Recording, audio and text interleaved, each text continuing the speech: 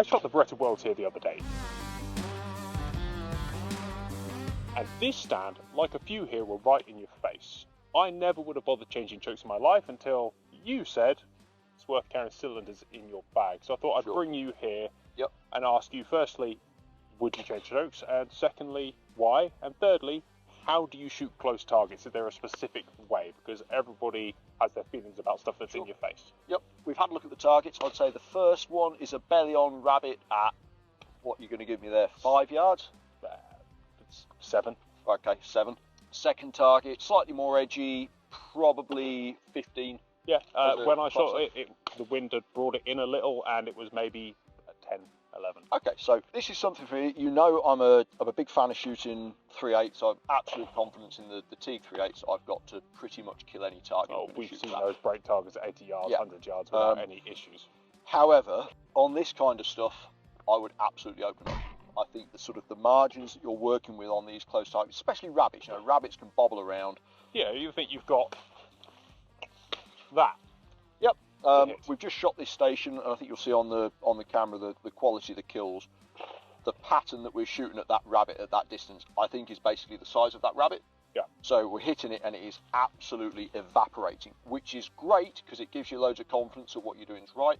However, if you misjudge it slightly, you've only got this much margin for error, it hits something on the floor and bobbles up just as you pull the trigger. If you can give yourself, and it probably is, it's inches. An inch and a half, a couple of inches max. It'll be interesting to see the slow-mo on the comparison that we've done. But at the end of the day, the margins are so tight now on things, why would you not want to take an advantage? We know that a cylinder is still going to absolutely destroy this. There's no question whether it's in off choke, it's going to whack it, right?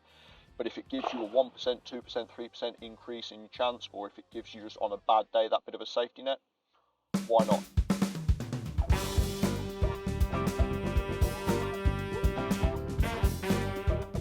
You said the second target was a bit closer when you shot it. Yeah. We've also just shot that with a cylinder also, just to prove a point. And there was, from certainly behind the gun, I couldn't have told any real difference between the quality of the kills. No. You're got 400 pellets in a circle like this at that distance. You're gonna hit it. Yeah.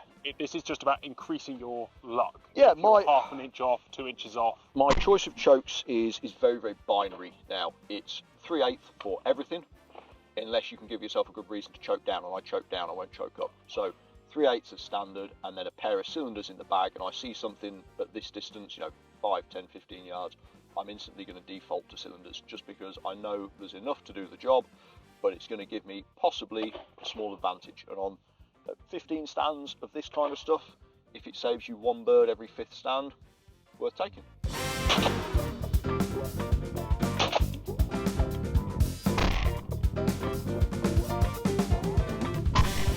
You're shooting that first target with a very dead gun. Yep.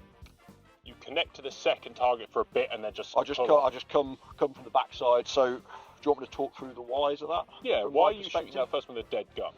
Is that just the best thing to do with a slow target if you don't miss in front? It's the best thing to do for me.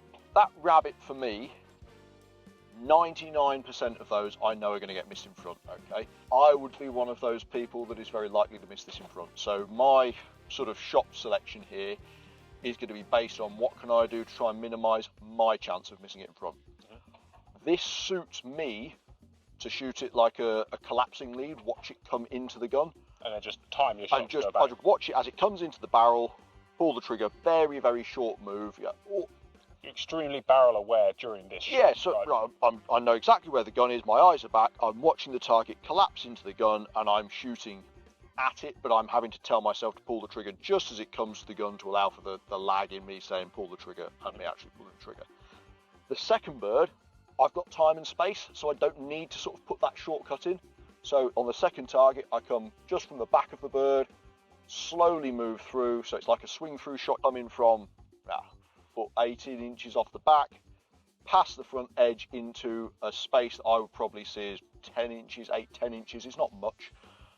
Pass it, pull the trigger. Yeah, 10 inches, that's for probably reference. That for the ladies at home. It's a very different target to how it was during the comp. In the comp it was coming lower because of the way the wind was lower, closer and falling a bit shorter. Here looks like you've got more time. Yeah, I mean, obviously I didn't see the target. I can see where it was landing. I would still say I'd imagine you've got time to make a move from the back rather than having to cut into that. Less luxurious in time. Yeah, sure, the thing with the similar rabbit, move, just less.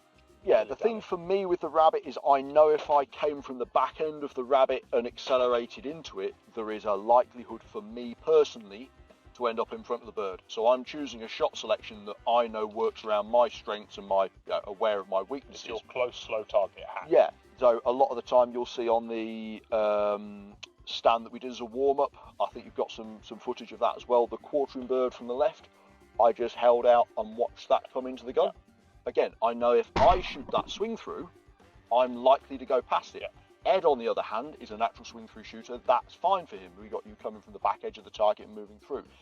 It's not saying swing through is wrong, maintain lead is wrong, collapsing lead is wrong, pull away is wrong. It's understanding that all of the methods are legit shots. You as a shooter need to understand how to use them and when to use them for you. And look at George shoot, look at Richard shoot, look at Mark shoot, look at Brandon shoot. You'll have all of these guys operating at an incredibly high level. They don't all do it the same way. No. So how can you say this is the right way or this is the wrong way? You can't.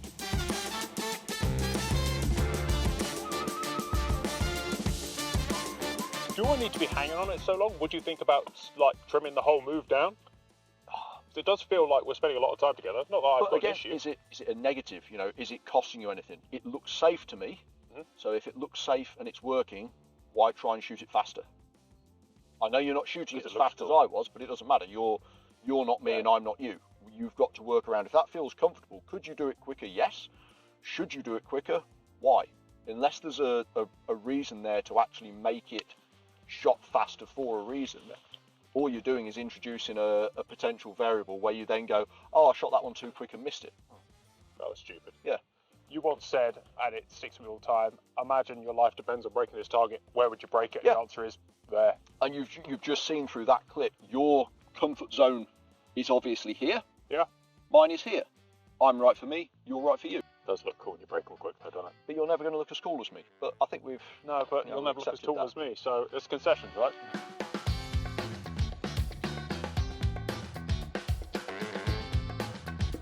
It feels good. Timing feels good. I don't feel like anything's an issue there, particularly. Back to what you said a second ago. Should I shoot it any quicker? Yeah, you could, but I would dissuade you from it just because you look so comfortable in what you're doing there and it looks under control. Shooting it quick is giving you nothing in my mind. There's no advantage to you shooting it. Just a bit more anxiety. Yeah, and if it's adding a 2% or 1% chance of you missing the bird as opposed to how you're doing it, why? You've just changed chokes for a reason. Yeah. Why would we then? Yeah, give yourself a small margin of error and then cancel it off by doing something unnecessary. Well,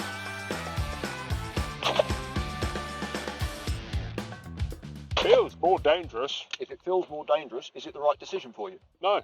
Correct. I mean, it looks cool. Breaks are more impressive. It looks heroic, but it does feel like I might miss. To be honest, I wouldn't say you appeared to hit it any harder. You smoked it one way, you smoked it the other. Yes, it's quicker, but if you don't feel comfortable doing it, and it doesn't feel as forgiving, if you had to do 1,000 shots and there was a big cash prize for the biggest score out of 1,000, which of those two options would you be using? Oh, slow one every day of the week. There's your answer for how you need to shoot. If I had 1,000 goes at it, if I tried to shoot it swing through or hold on to it for too long, I know I'm increasing my chance of missing it in front, so I don't. Mm-hmm. I'm working my game. Your job as a shooter or my job as a coach is to understand the shooter that you're working with and build your understanding of your game rather than just saying, well, I shoot this way, Johnny, so you've got to do this, because you've just seen you trying to do what I do in this particular instance makes you worse, not better. This is part of the mental game of shooting, right? Because if we shot this course together and you shot first, you have to have the mental fortitude. I'd have to have the mental fortitude to go, don't do that. Because it looked great when you did it, and I'd be tempted to go, yeah. One really, really important thing to understand as a basic principle, when you're shooting with people, you're on a squad or you're with singles, you're not watching the guy shoot, you're watching the targets.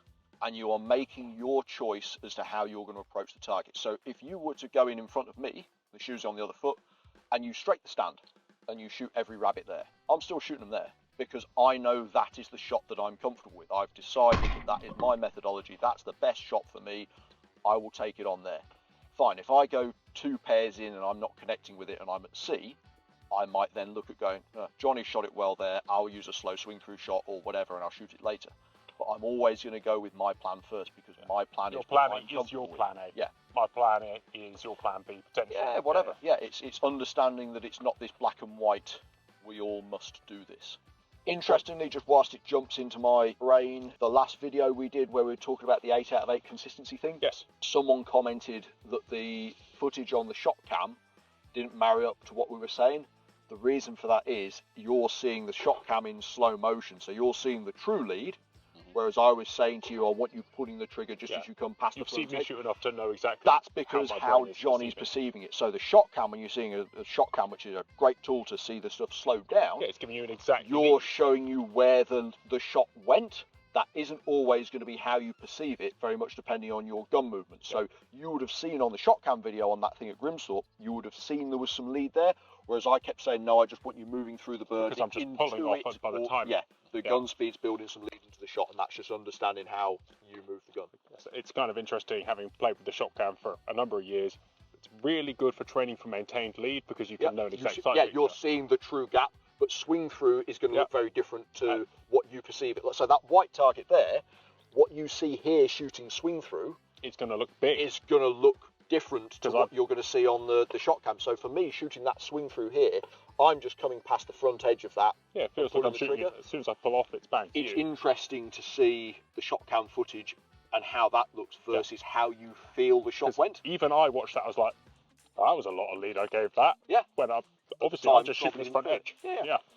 So from a coaching perspective, would you say that it's prudent to then drill into that killing it with different methods? So would you say, right, swing through, like, Ed, I want you to learn to shoot it swing through, shoot 10 straight, that way, and then also learn to shoot it maintained, learn to spot shoot it. Is there any value in that, or do you then? Depends how far down the line you are. So for the vast majority of people, I would just say learn to shoot it one good way. So in your instance, there's no reason there where I don't think we can get you shooting with swing through because you have enough time and space to make a controlled move. I would say let's stick with swing through and let's just get you calming down, slowing the hands down, and also understanding this prompt of pulling the trigger before you come to the bird, which is fine. But if it was a sim pair?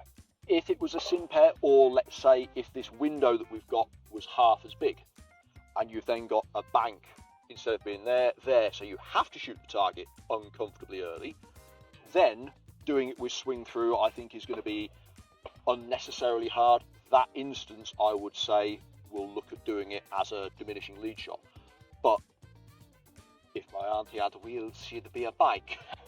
It isn't. This is what we've got. Yep. This is how there's. If you're ever presented with that, which is really unlikely. Yeah, and I think that's the sort of thing where when you're getting to really advanced levels, getting people to understand there's different options of being able to take certain targets on. The vast majority of people aren't there yet. Most people would do well just to get better at their default method and how to apply it. If you can shoot, how to shoot swing mop through up well 90 here. of the easy ones, it's still 90. Exactly. Yeah. Cool. Lovely. Thank you. Well done. Well done for hitting it. Thank you, sir. Thank you, Daddy. Thank you for watching, guys. This channel is made possible by our amazing sponsors. You can find out more about them in the description down below. And if you want to support the channel, you can join as a member. You get loads of extra content, well, some extra content, and occasionally we hook up and go clay shooting together as a membership group. If you don't feel like joining today, we really appreciate you watching and subscribing. Have a wonderful day.